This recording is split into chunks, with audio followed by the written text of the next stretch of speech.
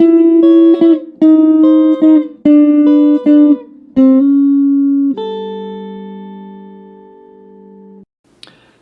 today I'm going to talk about the game Vector 3 from SPI from 1979. It's one of their space capsule games. It comes in this book about 8.5 by 5.5, and as usual, their games have the cover, and then insides all the components. Cover art is nice. I think it definitely shows the modular ships that they're trying to describe. I think it's, like with most of their space capsule games, their artwork is done pretty well. Not over the top, but I think done consistent with the game. So, theme in the back. Warfare in the densely populated Gilgamesh cluster is almost incessant, and befitting their way of life, Gilgamite civilization has developed inexpensive and highly efficient spaceships. Vector 1 ships convey materials from planetary surfaces to orbit. Vector 2 ships transport material between planets of a stellar system, and Vector 3 ships range through the interstellar lanes. Vector 3 ships, comprising a central cylinder and detachable cargo and cabin pods, are more than simple transports, however. When war threatens, the merchant marine is recalled, the cargo pods removed, and the weapons pods are installed. So it's a two-player game. I'm going to try to do it as a one-player, see how it goes. But it's a tactical, space ship combat game. So, and disclaimer: there is some math and physics involved. So this is what they call the kind of display the battle damage like maps. So these are different ships with different pods where you can put various counters showing what's in the pods, and then these are the core elements. So I think that's pretty well done. So there's the rule book, which typical of SPI games is 4 pages, a lot of information, and that they try to condense in 4, and I think that's done pretty well. And there's, for 2 players, each have these tables. And so there's Newtonian physics, or Newton's laws of motion involved. And so, velocity based affected by acceleration affected by forces. So there's an acceleration table, how you can distribute acceleration in different vectors or different components of the vector. There's hit probability, and then interestingly there's a square table which you need to combine from the different XYZ axis to the total kind of magnitude. Cost of ship components, including pods, cost for technology development for different elements, damage table, so with the lasers, and torpedoes to figure out if damage occurs, and if damage occurs, then you see which pods or core elements are destroyed. And then here's the display map, which is, it's two-sided. I'm not sure how that helps anybody, but it shows basically the X and Y coordinates and the Y and Z. So you would put a ship marker, and I'll show you some play where it is in X and Y, then where it is in X and Z, and then you move them around. So that's for them. Counters, there's a good mix of counters. I showed pretty good quantity here.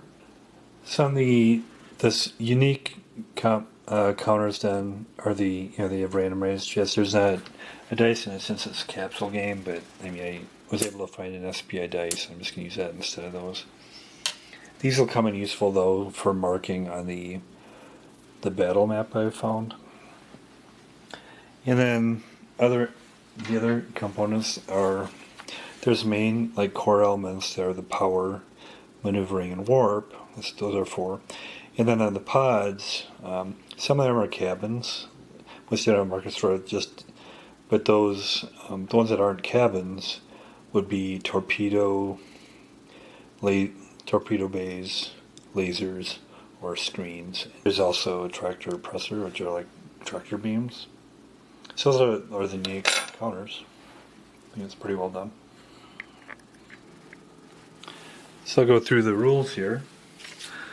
So the sequence of play, it's played in game turns. Some are joint at the same time, and some are individual.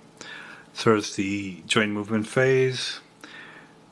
The players actually move their ships and torpedoes according to their velocities. Detonation. The players detonate any mines or torpedoes that they desire and do damage. Joint torpedo. Players may launch torpedoes. Laser combat. Players fire their ship lasers, apply damage. Tractor oppressor phase. Use your ship's tractor oppressor beams. Joint burn.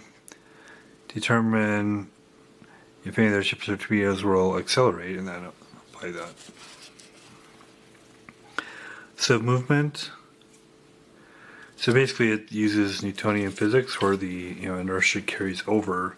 You have velocity, and then you do burns to accelerate or decelerate your ships in each of the 3 X, Y, Z axes in your torpedoes. So it talks about how you basically are tracking the velocities of X, Y, and Z of your ships and the accelerations that you apply. How much you accelerate is by your accelerating technology level. So the owning player may change the components of that ship's velocity, referencing technology level with the ship size on this table. So here, so ship of size 9 with tech level 1 has 2 acceleration. Plus maximum for 12, technology level 3 is 2, so that's and then similarly for torpedoes. That's the magnitude, and if you do it in different XYZ, you have to use Cartesian, and it's the sum of squares. The square root of the squares is how it works, so the square root of x squared plus y squared plus z squared is how it is. So this shows you if you have 4 movement points and you're moving in 2 axes, you can either do 3 and 2, 3 and 3, etc. So if you don't understand the math of that, you can use this. It can be a bit of a math exercise, and some people are. I don't mind that myself. Or you can do this. So it's basically breaking down your maximum into different components that you're allowed to do in the axes. So during the movement phase, both players must move large ships and torpedoes as specified by the velocity numbers. Along the X, Y's and Z's of their velocities in those axes. Map shifting, if the players agree, like if they are both going off the board here, they can agree to shift the, basically shift other components over, so they're shifting the map over. It's just warp movement. You warp, you jump into the board. That's a warp, but when you're on the board, you just kind of move. The defender places his, and then the attacker would warp in, and the requirements are each attacking ship must be placed within 2 cubes of another attacking ship. All attacking ships must be in a single group. All attacking ships begin with velocities of 0, and the attacker ships may not fire lasers, instruct oppressor beams, defensive screens, or salvo torpedoes until after the movement phase of the second game turn. So this means that they should probably jump a ways away from the defensive because they're kind of vulnerable. They jump in. So warping out, anytime either player can jump out, basically admitting defeat. And the rules for that. It may warp out if the ship does not end either of the two following joint movement phases within 3 cubes of any enemy, ship or torpedo. The ship is not hit by a laser or torpedo or mine detonation during the following 2 laser combat and detonation phases. Once the above 2 conditions are met, the ship is removed to the map during the next joint movement phase and is warped out. If it doesn't meet, then you can wait till next turn and see if it's met the next turn. Then laser combat. So during that phase, laser combat phase, all ships with laser pods are given the opportunity to fire on enemy ships' torpedoes. They alternate firing their lasers. So to determine the distance, you look at the distance of the X values from the attacking and defending ships, the difference in the X values by subtracting the difference, and similar for the Y, and then you also do that for the Z, and then that's where to figure out the range, then you have to do the square root of the sum of squares again, which is you square the difference in X, the difference in Y and Z, and so you get those squares, you add those squares together, and then these are the added squares together, and then you do the square root, and that's the actual distance. So hitting targets damage, the range of the laser depends on technology level. So the range is of a laser is a tech level times 5, so 1 would be 5, 2 would be 10, etc. So the ship fires the target, you look at the laser hit probability, whereas here, where you look at the technology level and then the distance, and this is the number. If you roll this number or less, that means you've hit the ship. And if you hit the ship, you go to the damage table.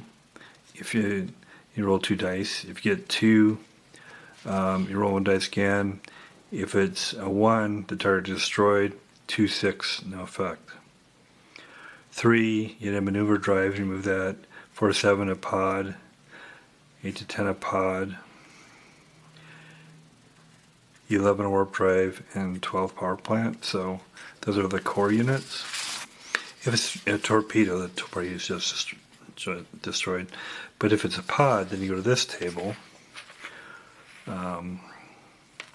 You roll for the different ships here. You roll 1 die for a 6 pod, and this is the pod number that's destroyed. If it's a 9 or 12, in your second roll, you go here, and then these would be the location of the pod that's destroyed. So if a pod is hit which has been previously destroyed, it's again the section of the ship which is attached to is hit instead. So if it's by a warp or maneuver or power plant, it'll go through and hit that. The result of the section is either warp drive, a new drive, or power plant. The marker for that section is advanced 1 box down the damage track. The marker has reached the end of the section's damage track. The section says again, the marker is flipped over. Therefore, the section is considered destroyed. Sequence of combat. At the beginning of the laser combat phase, dice roll to determine, order. Say indicated which are firing. He fires, and then you alternate.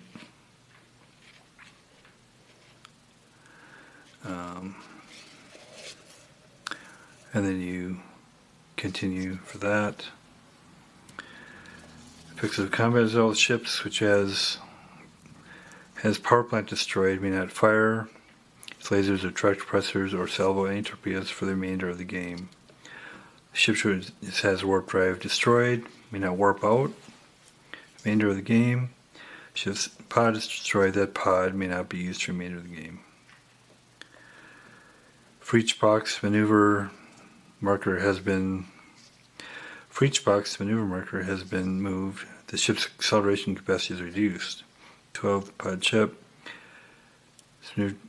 has its acceleration factor reduced by a third. A 9 is halved. A 6 pod is reduced to the minimum, which is 1. Multi-fire. So ordinarily a ship may fire its lasers only at one target during the laser combat phase, but a player may purchase multi-fire, which allows ships to fire at more than one target each turn. To find the number of targets that may fire at, add 1 to the player's multi-fire tech level. Thus, the ships of the player's multi-fire level players may fire up to 4 different targets, while tech level 0 would allow for 1 target. The ship may fire each laser only once per turn. So you can fire only once, but you can fire different targets. Torpedoes and mines. So besides lasers, the next main weapon is torpedoes. One's from launch pads. You have different tech levels, and they may be guided or unguided. Torpedoes are launched during the launch torpedo salvo phase. In this phase, the players secretly use which ships are salvoing torpedoes, how many are salvoing, and what types of torpedoes are being salvoed. Any launching players subtract the launch pod's tech level from 7 and roll 2 dice for each of the torpedoes salvoed. If the roll is less than the number obtained above, the torpedo is dud. It's not placed on display. Next, both players' notes are revealed and marks to represent the torpedoes are drawn in the position display. I'll actually be using these. I got enough of these markers. I'll be using these to indicate torpedoes. A torpedo begins in the same queue as ship salvage. Each launch pod may salvo 1 torpedo each turn.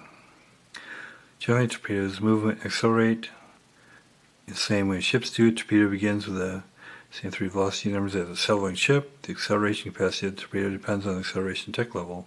So it starts at the same velocity ship, and that can change. That's interesting. Mines are basically torpedoes without engines. They are unable to accelerate.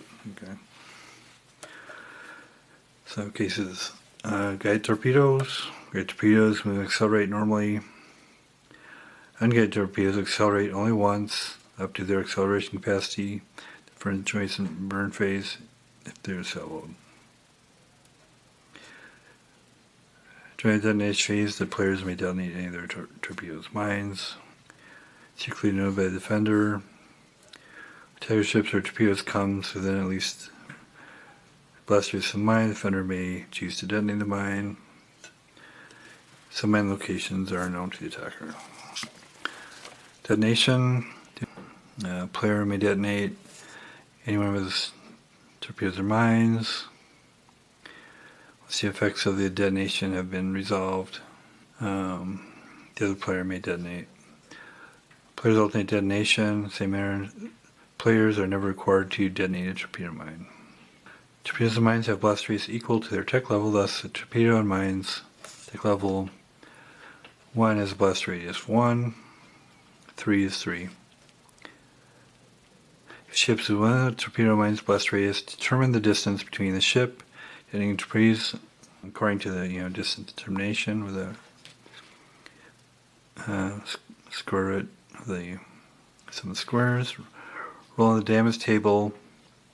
So find the distance and subtract the distance to torpedo's tech level.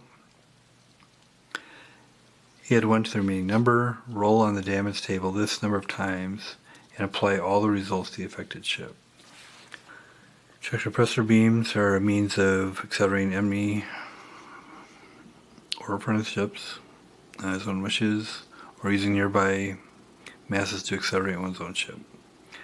During the tractor pressure phase, players alternate having their ships for tractor pressure beams. main, structure suppressor, have a range of 5 times their tech level. Effects. During tractor suppressor phase, it should be equipped with tractor suppressor beams, may accelerate in our ship within range by as many cubes as tractor suppressor level, tech level from the player. The enemy ship is accelerated in the same way that ships are normally accelerated to join perfect, except that the firing player is doing the deaccelerating. And the target ship has no choice to matter. The firing ship is then accelerated in the opposite direction of its target. Torpedoes and mines may never be targets of tractor suppressor. Defensive screens. Ships with screen generators are protected by energy absorbing fields. Screen generator pod affects laser attacks by adding the screen tech level to the firing. Players rolls on the laser hit probability table. The player screen affects demonstrated by reducing the number of rolls by the planet screen tech level. Okay. Technology. Depending on, you get a number of technology points, and there's different, the levels of technology are shown here. Acceleration, laser, launch, mine, guided torpedo, multi-fire, tractor suppressor, and then the screen. And these are how much technology points you pay to get the tech levels. Ship points. So depending on what you have in the ship, you have to pay points for that. And that's shown here. Ship battle records, it basically shows that's where the ships are and the pods and all the pods are in. That's where you track the damage, taking damage. Pod's destroyed, you flip the pod marker upside down. Flipped over markers indicate the section is destroyed. Torpedoes. Players must keep track of the number of torpedoes contained in the launch pod. Scratch paper, damage table, instruction table scenarios. So generally the defending player is at 000 anywhere on the board. Then the attacking player will then warp in the start of the game. So in learning, it's 25 technology points and 48 ship points for each, and then limit, torpedoes, multi-fire mines, or defensive screens, or tractor suppressors. Basic, 60 technology points and 130 for the attacker, defender 70 and 110. Mines and guided torpedoes are not used. Intermediate, which I'll be doing, attacking is 100 technology points, 200 ship points, defenders 120 tech points, 170 ship points. Mines are not used. Advanced, 106 attacker, 160 tech points, 300 ship, defender 200, 250, all technologies, and apparently this requires 2 copies because there's just so many components involved. Victory, when all players' ships have been destroyed or have left the position displayed. Total each player's victory points. These point schedules. The player with the greater victory point total is winner. They're the same as draw. Case of attacking player schedule, the attacking player receives 5 victory points for each enemy destroyed, 1 for each pod destroyed on enemy undestroyed ship, 10 victory points if there are no defending ships on the position displayed at the end of the game. Defender, 7 victory points for each enemy ship destroyed, 1 for each pod destroyed on an undestroyed enemy ship, 8 victory points if there are no attacking ships on the position displayed at the end of the game. I'll show a setup here before we get into play. So first of all, I'm going to do the intermediate scenario where the attacking player has 100 technology points and 200 ship points. The defender has 120 technology points and 170 ship points. And mines aren't used. So the player, the defender, which will be purple here, will initially place the ships with 0 velocity vectors on the position display as he pleases, and I'll put them basically in the center where they're both on the X, kind of in the middle here. They're a little bit offset on Y, and they're in the same Z plane. So before I get in, first thing I want to show is that the game it'd be handy if it included markers for the actual ships on the board, but it doesn't. So one thing I'm going to do though, which actually uses the counters it has, and I think this maybe it works pretty well, is you need an X and X, Y, and XZ. So I'm basically using I want to use they have these number counters that are supposed to be in place of die, since it doesn't have dice with it. So I'm going to use those number counters since I actually have a die. And I'm going to use those numbers for the ship markers. And then with that color, I'll also use the corresponding, it turns out they're different elements of the ship, but you can use these for the markers. So for instance, for purple, it'll be ship 1 and 2, and that corresponds to these two. And as they move the XY, the corresponding 1 or 2 will move with them. And then similarly for yellow, I'm using to represent the ships, like what are actually the laser components, but they kind of look like ships. And then the 1, 2, 3s. And then, so how this corresponds to here then is that so there's 2 ships for purple. So 1 and 2 will be 3 and 4 here. So it goes sequentially. So then, and then 1, 2, 3 here will be 4, 5, 6 here. And I think that's a clever way to kind of show the ships on the board without having to, basically they want you to mark on the board, but this way you don't have to mark on the board. So I think that's what I'm going to do, and I think that works out well. So the purple starts where they want, and then the yellow, which is the attacker, will come in, they'll warp in. And I'm just going to have them enter from the bottom of the board here, at different, the same X, but then at different, Y coordinates, and then slightly different Z. So that's what I got going on here. So then as far as the ship goes, so it's a little bit of note taking to do that. So here you have, the ship costs, and then also the technology costs here. So for the yellow, they're allowed 100 tech points. So I'm going to do 3 acceleration for 30, 3 laser for 20, 2 launch for 10, 1 guided torpedo for 20 technology level, tractor pulsar beam 1 for 20. So that's what we got there. And then for the technology on the purple, the defender, they have 120 points. So it'll be 3 acceleration, 3 laser, 2 launch, 1 guided torpedo again.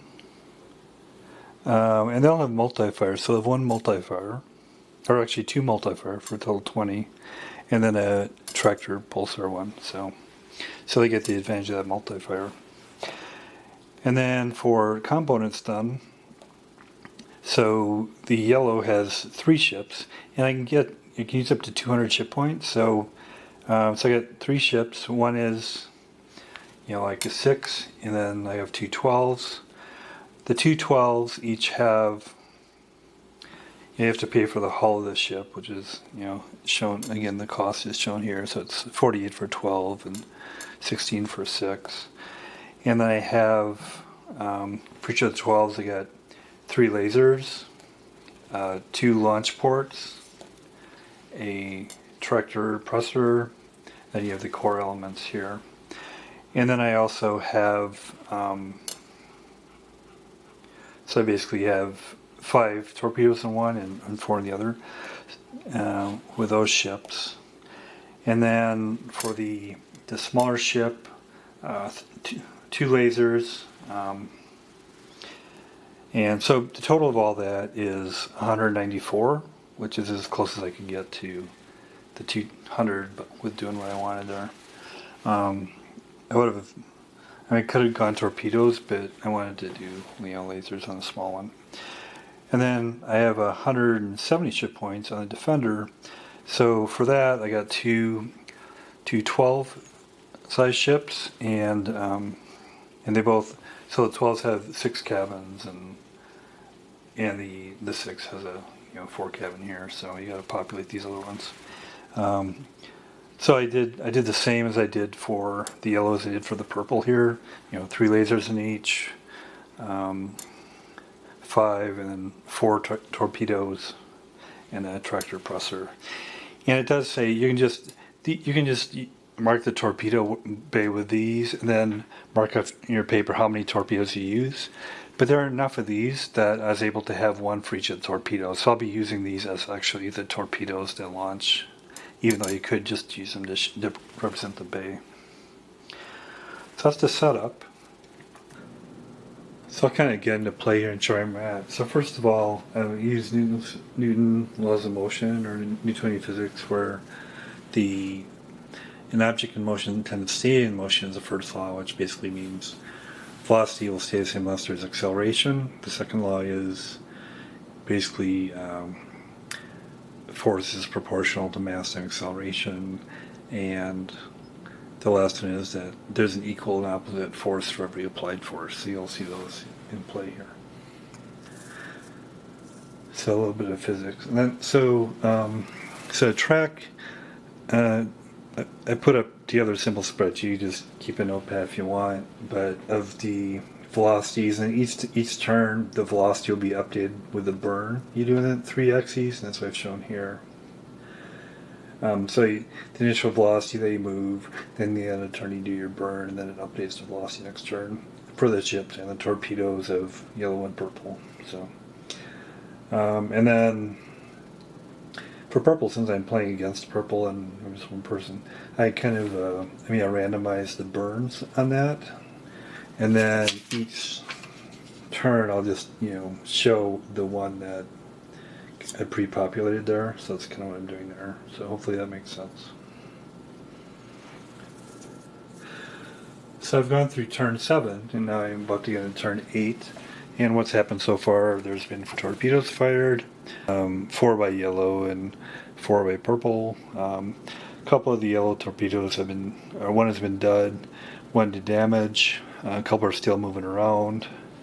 And I've indicated those torpedoes by the torpedo marker over the yellow thing there. And obviously the purple players the torpedo over the purple. And in there it says just indicated with like marking on that thing, but I found I can just use torpedo markers to do that. So purple has launched 4, and a couple of them have done damage, and there's a couple more moving around. Then there's been missile damage, or laser damage as well. So the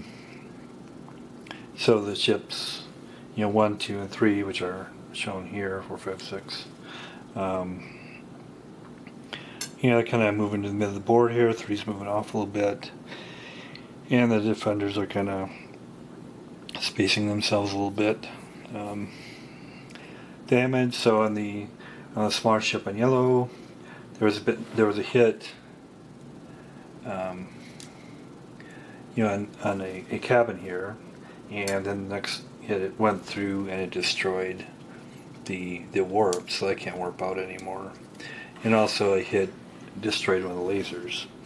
On this ship, a cabin was destroyed, and if it hits there again, it'll go through. And here, a laser was destroyed, and then it went through and it damaged the warp. And also here, a torpedo was destroyed, and then another hit knocked down the power. And then on ship, third ship here, a laser has been lost. Laser was lost here as well. And then it went through and damaged the warp. On Defender, laser and cam have been hit, warp's been reduced.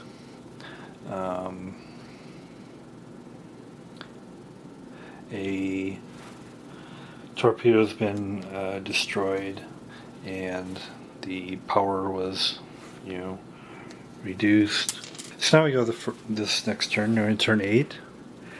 And the first step is a joint movement. So we have all the movement up here now, and then I'll go ahead and do that. So for the yellow ships, basically from the velocities, it's 200, 200 for 1 and 2, which means they both move up 2 in X, and they didn't move in Y or Z. And for 3, it's 400, which means it moves it 4 up in X, and it doesn't move in Y or Z. And then for the purple ships, so ship 1 was 212, so it moved in X plus 2, Y1, and then Z2. For ship 2 it goes 001, so it just moved 1 and Z. For the torpedoes, prior to their movement, they're set up so the purple are up here in this locations, and the yellows are in these locations. And then after torpedo movement, so torpedo yellow 1 moved 120, 2 moved 210, so they ended up here and here. The next Y is here and here, and then the purple goes 100 and 001, so one moves over 1X and the other one moves 1 over Y, 1Z, so remember the purple here and here. And then it's detonation. So if a ship is within detonation range of a torpedo, you can detonate it, and probably not wisely I choose the tech level of 1, which means it has to be within 1 hex, and I'm pretty close. I mean, this one's within about, if you look at the XYZ, it's probably about 5 hexes if you do the root sum of squares. This one is more like 3. Okay, you take the change in x squared plus change in y squared plus change in z squared, take the square root. You can do that in the tables if you want. That's about 3 or 4. This one is about 3. This one's close, but it's a difference of so it's 2 in z, 1 in x, 2 in y, so it's 2 squared plus 2 squared plus 1 squared, which is 9. Square root of that is 3, so that's beyond its range of 3. So I'm not able to detonate any of those. So hypothetically, if one was in range, you take the tech level minus the distance, so add 1. So if it was tech level 3, be minus 1, 2, and so if I had tech level 3 here, that'd give me a 1 roll, and I could roll once on the damage table to see what the effect was, and then it would damage a pod, but I don't have a tech level 3, so it doesn't affect it. And then I do the torpedo salvo phase, so each of the launch tubes can launch one. And it'll start on the ship. So ship 2, yellow launch, so there goes the torpedo. 3 will launch. Purple, torpedo, and then torpedo. And then also I'll have to track those. Once they move out, I'll have to track those on the X and Y as well. So it gets to be a bit of bookkeeping to keep track of those torpedoes. And to do that, I'll just put, I'll put these corresponding torpedo markers on the ships. And then move them in X and Y and Z and X. So now we go into the laser combat phase. So one has one laser here. Ship 2 is right there, so let's look at the range first. 2, 1, 4. So it's 2, 1, and 4. So 4 squared is 16. 2 squared is 4. So 21. Square root 21. According to this is 5. And then, so we see if it hits. So they have a technology level 3. Range of 5, need a 4 less. 2, so there's a hit.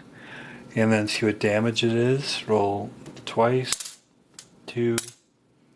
So 8. It's a pod. And then we see which pod is damaged from this table. So it's attacking a 12 pod, so let's roll dice first. It's 2. And then we see if it's 1 to 3 or 4 to 6. 4 to 6. So it's pod 4. Pod 4 is here, which is already through, so they actually knock the maneuver down 1. So that's going to affect it in the future as far as what it can accelerate. Okay, that was successful. He only had 1 hit, and now number 2 will go, and he'll similarly go against ship 2. And so let's see if he hits. His range is 3, 2, 1. So 9 plus 4 plus 1 is 14. Square root of 14 is 4. So technology level 3, 4 less. Nope, miss. And then again, miss again. So I missed twice. And then, so ship number 3 only's got 1 laser. They're going to go after this torpedo. 4, 1, 2. So 16, 20, 21.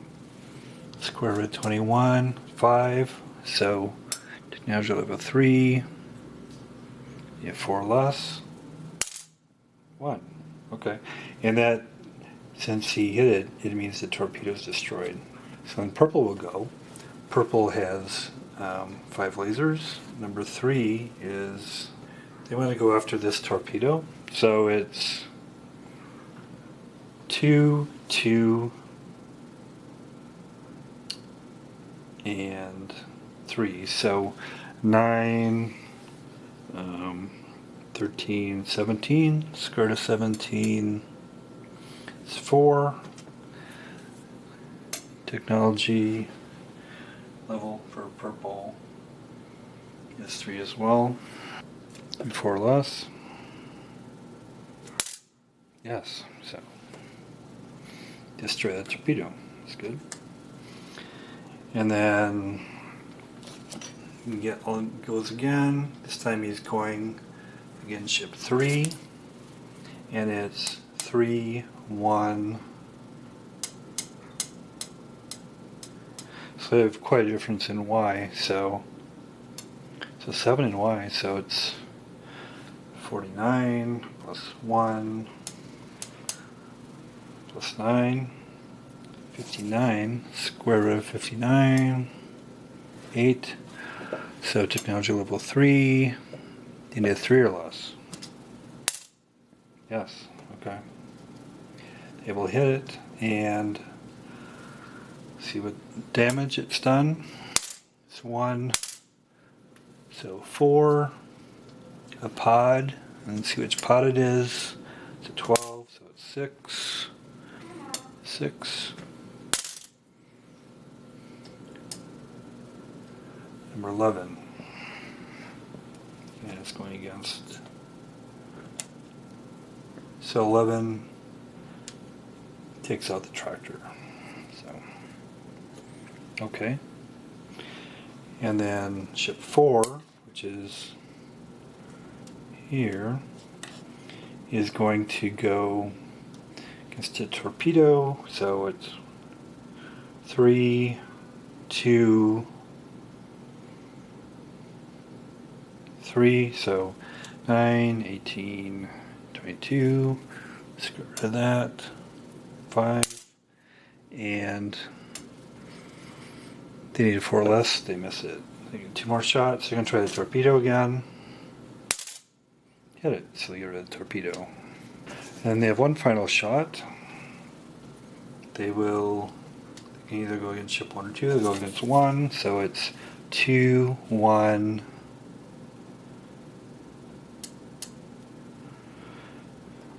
4, so 16, 20, 21, square root of 21, 5. For less they hit.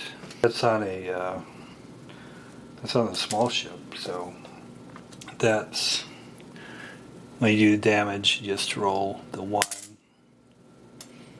and pod 5 goes through and takes the power out, and that's all the damage there.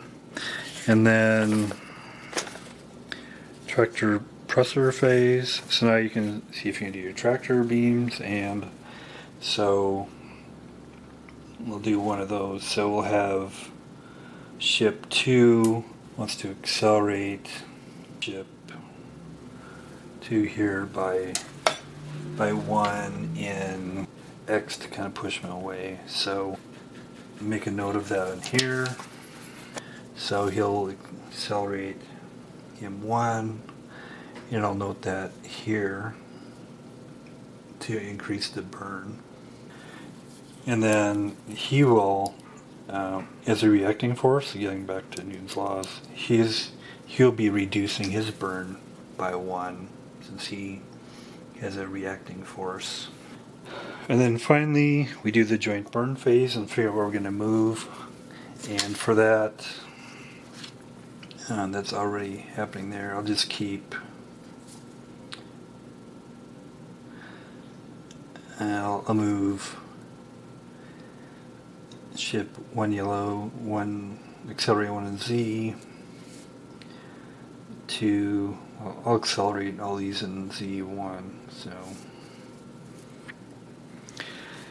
and actually ship 1 can move. So as far as the burn that the purple can do, so their ship, second ship, has that maneuver reduced, so you can only do 1/3 the acceleration. It was already at 2 max, and then the minimum level it can have is 1, so it's at 1. I already pre-plotted, but it's within what I had shown, which is showing 1 there. And that's the end of the turn. And that's how the play goes. And that's Vector 3 from SPI. As I've shown, there's quite a bit of thought about physics and math involved, so if that's not your thing, it's probably not for you. But it's neat how you can build all your ships. And there's a lot of, you try to get reality in the physics, which is interesting. And the fighting's pretty straightforward. So it's definitely tactical and planning. If you're not comfortable with math, you shouldn't attempt to do it. But if you like that kind of problem solving, then it would probably work for you. I do wish that it had counters that showed the ship so that I didn't have to figure out a way to use the existing markers to do that. That would add a lot to it. That would give it a solid 6, but as is, I think there's enough to give it kind of a lower 6, but because it's unique and there's a lot of thought that it went into it. And my ratings are based on how much I enjoy it and then how much I also appreciate it, and I do appreciate the effort, so I'll give it a 6. Thanks a lot.